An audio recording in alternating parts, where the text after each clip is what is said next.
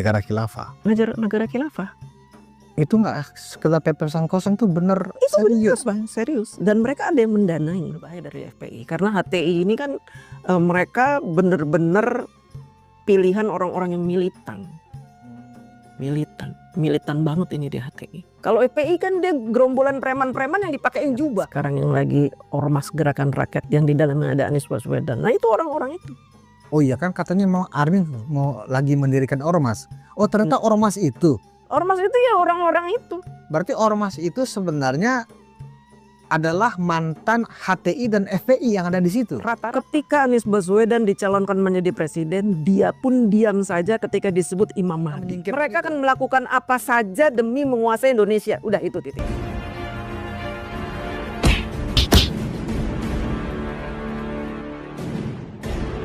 Assalamualaikum warahmatullahi wabarakatuh. Om Swastiastu, Namo Buddhaya, salam kebajikan sahabat-sahabat dimanapun juga berada. Diskursus soal ijazah palsu Pak Jokowi mengalami titik terang hari ini, dimana sebelumnya Pak Jokowi mengatakan ada orang besar di belakangnya dan itu menjadi teka-teki. Tapi kalau kita melihat situasi yang ada hari ini, bahwa orang besar sesungguhnya itu tidak mesti harus manusia, tetapi boleh jadi ada agenda besar di belakang ijazah Pak Jokowi ini.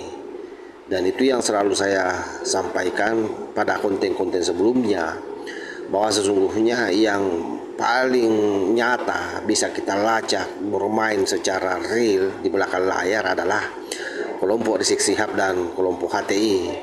Alasannya sederhana. Pertama, TPUA ini didirikan oleh Rizik Syihab dan dia adalah gerbong FPI. Kemudian pengacara yang paling getol mendorong kasus ini adalah Khosinuddin, dia adalah ex HTI.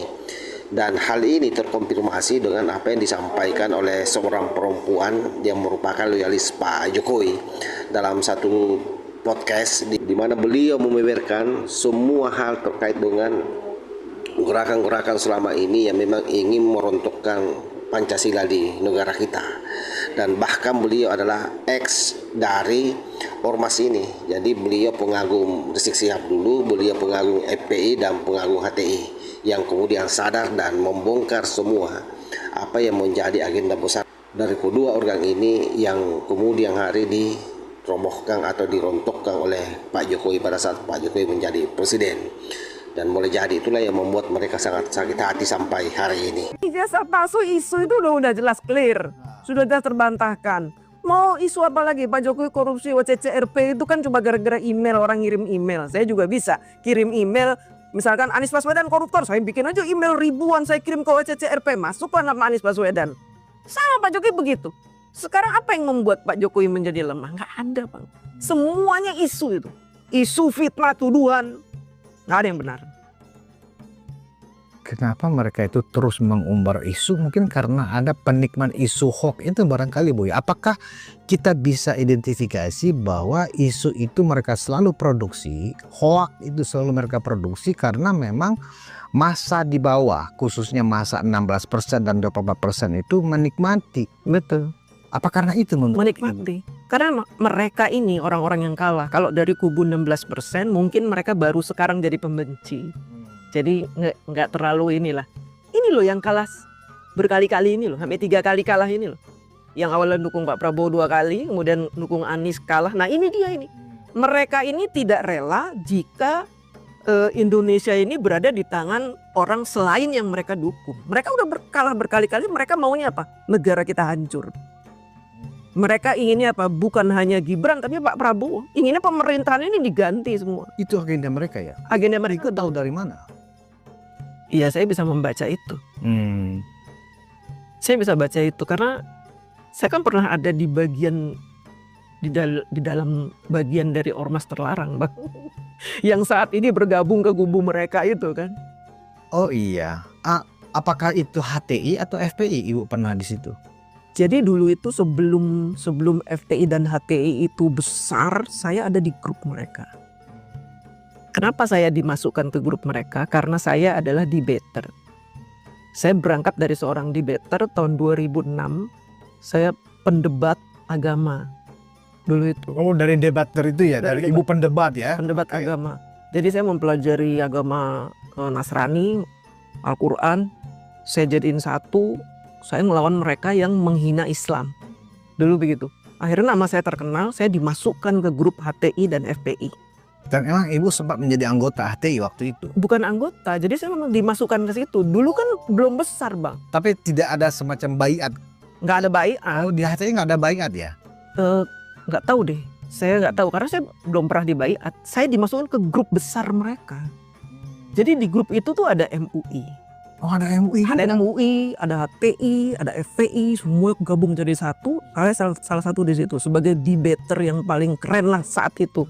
Sekitar tahun berapa itu? Tahun 2006, 2007, Oke, 2006 itu masih di eranya Pak SBY ya. Pak SBY. Yang pada saat itu memang Pak SBY sangat bersahabat dengan kubu yang membawa politik agama seperti itu ya kan. Iya. Nah, apa yang ibu ketahui, apa yang mereka bicarakan dan apa yang mereka rencanakan agenda-agenda politik HTI ini pada saat itu?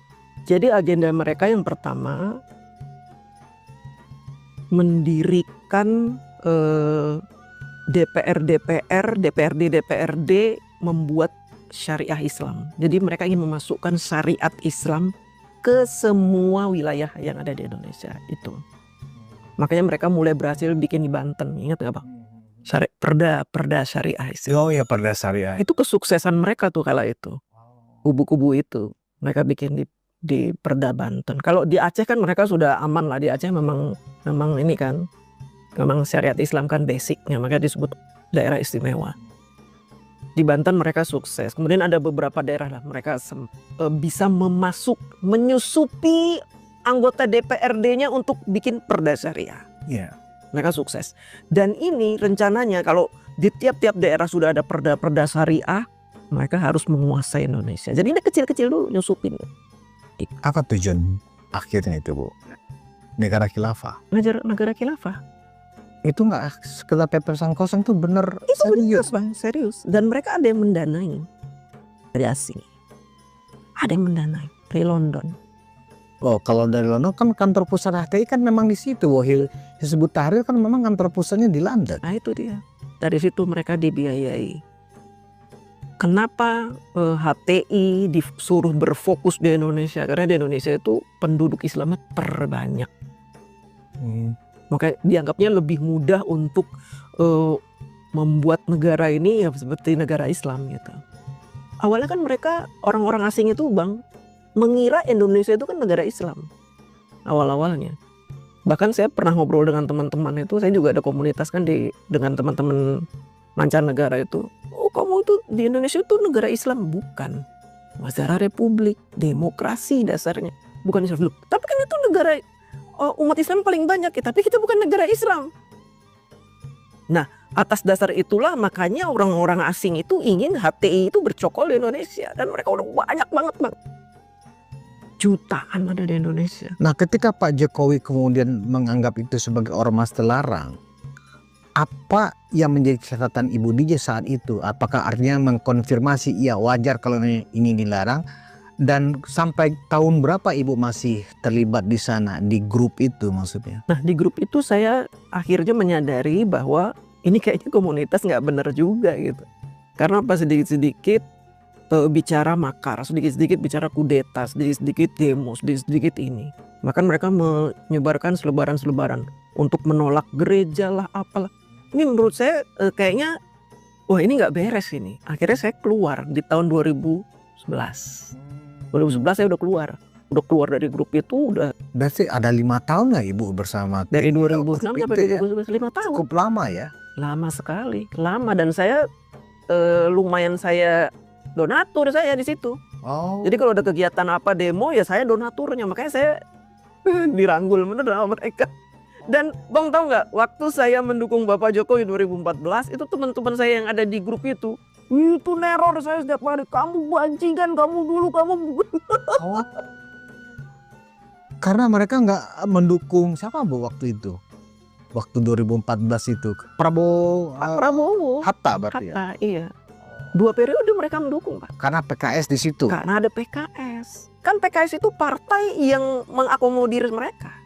HTI ini. HTI dan FPI. Yang berbahaya menurut Ibu HTI atau FPI, Bu? Bagi kepentingan demokrasi kita, bagi kepentingan ideologi kita. Dua-duanya bahaya. Dua-duanya bahaya. Cuma kalau HTI ini lebih berbahaya dari FPI karena HTI ini kan mereka benar-benar pilihan orang-orang yang militan banget ini di HTI. Kalau FPI kan dia gerombolan preman-preman yang dipakein jubah. Oh, bedanya di situ. Bedanya di situ. Kalau HTI benar-benar militan, benar-benar muslim yang taat, yang militan, yang dicuci otaknya setiap hari, itu HTI. Kalau FPI ada keinginan juga negara khilafah gak, Bu? Ya sama. Sama juga. Sama juga. Karena orang HTI juga ada di FPI kan. Oh. Kan mereka dulu ada FUI namanya. Iya FUI ya. Ingat. Banyak bang dulu ormas-ormas Islam itu mereka jadi satu. Nah, kalau kita lihat salah satu bahkan sebagian besar ya orang-orang yang terkait dengan ijazah palsu ini, ya kan, bahkan salah satu pengacara mereka itu kan jelas-jelas tuh orang HTI ya, Markosinudin itu. Apakah mereka sekarang ini memang sedang memanfaatkan kendaraan ini lewat Roy Suryo sebenarnya? Iya. Bagaimana Iya. Ibu membacanya nih? Ketika Ibu paham bahwa HTI itu sejelek itu memang niatnya, artinya kan niat dia kan memang sudah bisa dianggap itu niat yang dari dirinya sendiri itu sudah ada niat makar. Iya kan? HTI itu kan begitu. Iya. Ingin merubah konstitusi, Betul. ingin merubah dasar negara Iya. menjadi negara Islam, kan begitu. Bahkan mengharamkan Pancasila. Ada semacam doktrin seperti Ada. itu, Bu ya? Bendera haram, Pancasila haram, UUD 45 haram. Oh. Mengharamkan semuanya. Jadi kalau kalian masih hidup di negara yang masih berdasarkan Pancasila, benderanya merah putih, kalian murtad, haram kalian. Akhirnya berbondong-bondong orang mendukung EPHT untuk merubah itu semua supaya nggak masuk neraka gitu bang. Kan mereka doktrinnya nakut-nakutin neraka. Nah, kenapa Bu ya? Orang-orang kayak Pak Farul Rozi, kayak Pak Sunarko, ya para purnawirawan itulah ya. Kok sekarang bersimbiose dengan mereka? Apakah hanya karena mereka dulu pernah ada di kubu Anies Baswedan? Jadi punya sakit hati yang sama, punya kepentingan yang sama, ya, termasuk juga bahkan yang intelijen pun menjadi konyol begini kan sikapnya. Masa intelijen memberikan analisa terbuka ke publik, kan itu konyol, kan gitu loh. Iya. Gimana Bu? Jadi begini, para purnawirawan kenapa bergabung dengan FPI-HTI? Karena menyangka bahwa FPI-HTI itu masih banyak pasukannya. Oh, Mereka menyangka dengan ngira ya. Ngira. Kan mereka butuh people power. Selama ini kalau mereka ngomong revolusi people power. Yang punya people power siapa mereka sekarang? FPI-HTI itu masih banyak. Walaupun sudah dibubarkan itu masih banyak bang. Oh iya. Masih banyak akar-akar. Bahkan mereka punya sekolahan. Mereka punya universitas. Mereka udah mengakar kemana-mana itu. Makanya mereka berafiliasi dengan mereka. Oh itu. Iya. Itu membuat mereka merasa yakin. Karena mereka merasa punya masa. Betul. Dan abang tahu kan ada gerakan rakyat sekarang yang lagi ormas gerakan rakyat yang di dalamnya ada Anies Baswedan. Nah itu orang-orang itu. Oh iya kan katanya mau Armin mau lagi mendirikan ormas. Oh ternyata ormas itu. Ormas itu ya orang-orang itu. Berarti ormas itu sebenarnya adalah mantan HTI dan FPI yang ada di situ. Rata-rata. Berarti bisa dikatakan ormas yang akan didirikan Anies Baswedan ini adalah representasi dari ormas terlarang yang sudah dibubarkan Pak Jokowi. Betul. Apakah pemerintah akan mengizinkan seperti itu Bu? Walaupun mereka di atas kertas ya, agar mendapatkan izin ya kan, terdaftar dan seterusnya dari pemerintah, dasar negara Pancasila. Padahal itu hanya teks saja, tapi jiwanya Ibu yakin? Yakin saya. Itu kan hanya kulit aja. Mereka bilang gerakan rakyat lah apa namanya kan. Karena apa? Selama ini kan Apa Bu nama ormasnya Bu? gerakan rakyat kalau nggak salah. Gerakan Rakyat. Kan selama ini FPI yang dibubarkan, HTI dibubarkan, mereka pengen bikin lagi ormas baru dengan nama FPI yang tadinya Front Pembela Islam. Pembela Islam jadi Front Persaudaraan Islam, Persatuan Islam, itu kan ditolak sama Kemkumham karena ketuanya kan masih Siri. Akhirnya mereka membuat sebuah ormas yang besar yang di dalamnya mungkin tidak ada Rizik, tidak ada ini, tapi tetap saja dengan visi misi sama seperti mereka-mereka ini. Nah, Ibu melihat ormas gerakan rakyat yang konon katanya akan dipimpin oleh Anies Baswedan ini adalah berarti Anies sadar bahwa dia sedang merepresentasikan bagian dari HTI. Apa bisa dibaca seperti itu? Saya bacanya begitu. Makanya berbahaya Anies Baswedan ini. Menurut saya bang. Berarti Anies punya pemahaman di kepalanya, sebenarnya di dalam hatinya dia bersepakat dengan agenda-agenda dan tujuan-tujuan dari Hizbut Tahrir Indonesia itu yang sudah terlarang. Misalnya HTI kan akan akan mengharamkan Pancasila. Berarti sejatinya seorang Anies Baswedan bisa dikatakan sepakat dengan ide itu menurut Bu Diji. Ketika Anies Baswedan dicalonkan menjadi presiden, dia pun diam saja ketika disebut Imam Mahdi. Abang tahu nggak maksudnya penyebutan Imam Mahdi itu apa? Gimana Bu? Maksudnya gimana? Imam Mahdi, ketika seseorang disebut Imam Mahdi itu kan artinya ada sebuah baiat. Siapa yang membaiat seseorang menjadi Imam Mahdi? Ya Hizbut Tahrir. Bendera hitam. Itu kalau lihat kisah-kisah Rasulullah, nubuatan Rasulullah, nanti akan muncul bendera-bendera hitam berbaiat menunjuk seseorang Imam Mahdi. Artinya apa? Dari sini saja gambaran ini saja kita udah tahu Anies Baswedan itu ke arah mana. Ya, Bang. Kenapa Anies Baswedan mau mengambil langkah-langkah politik yang sangat berbahaya itu Bu untuk keutuhan NKRI ini? Berarti Anies bisa dianggap orang yang berbahaya secara politik dan ideologi buat republik ini. Tapi gini, Anies Baswedan ini lumayan cerdik. Ketika orang menganggap dia itu bagian dari EPI dan HTI, dia mulai cerdik. Dia dekati pendeta-pendeta, dekati wihara-wihara, sampai dia pernah dibaptis menggunakan nama Yohanes. Dia cerdik, ingin menyingkirkan tuduhan orang bahwa saya FPI HTI karena saya pun toleran dengan beberapa agama. Dia cerdik. Apa tujuan dia cerdik itu menurut Bu DJ? Sebenarnya Anies Baswedan ingin mengakomodir kekuatan yang ada di FPI dan HTI, tapi dengan mengubah mindset rakyat Indonesia bahwa dia itu FPI dan HTI, sehingga dia mengkamuflase itu semua dengan dia mendekati pendeta lah. Itu di gerakan rakyat tuh ada pendeta juga di situ. Oh, untuk mengkamuflase sebenarnya. Artinya orang-orang yang plural yang ada di gerakan rakyat ini seolah-olah ini bukan politik identitas, politik agama. Ini adalah rakyat. Ada segala agama di sini. Iya. Itu hanya strategi, taktik. Pada saatnya nanti kalau mereka menemukan jalan, mereka akan menyingkirkan itu. Menurut Bu DJ, dari ibu kan perlu 5 tahun loh di sana. Mereka akan menyingkirkan itu. Mereka akan melakukan apa saja demi menguasai Indonesia. Udah itu titik. Menguasai Indonesia dengan dasar Islam. Betul. Melakukan apa saja, mau itu kebohongan, mau itu fitnah, mereka akan melakukan itu. Yang penting bisa menguasai Indonesia. Bagaimana dengan orang-orang yang non-Islam yang diajak sekarang? Ketika itu sudah tercapai misalnya, apa yang akan mereka lakukan? Ya ini perlu dipertanyakan nih pendeta-pendeta yang masuk itu. Apakah dia memahami itu apa enggak? Bisa jadi mereka nggak tahu. Bisa jadi mereka tahu atau bersekutu juga atau cari aman. Kan ada beberapa pendeta yang cari aman. Takut dipersekusi. Dulu kan FPI begitu kecil. Oh, karena takut dipersekusi. Berarti bisa dikatakan siapa yang ngibulin ini sebenarnya kan begitu. Siapa yang lebih dikibulin dan mengibuli kan gitu loh. Iya, makanya nih negara harus waspada menurut saya. Terhadap gerakan-gerakan kamuflase ini harus waspada. Apalagi di dalamnya ada mantan jenderal. Ada GAM udah mulai muncul ini, menyebut-nyebutkan saya Panglima GAM. Itu ngeri sekali bang. Kalau udah kayak begitu harusnya negara mulai waspada.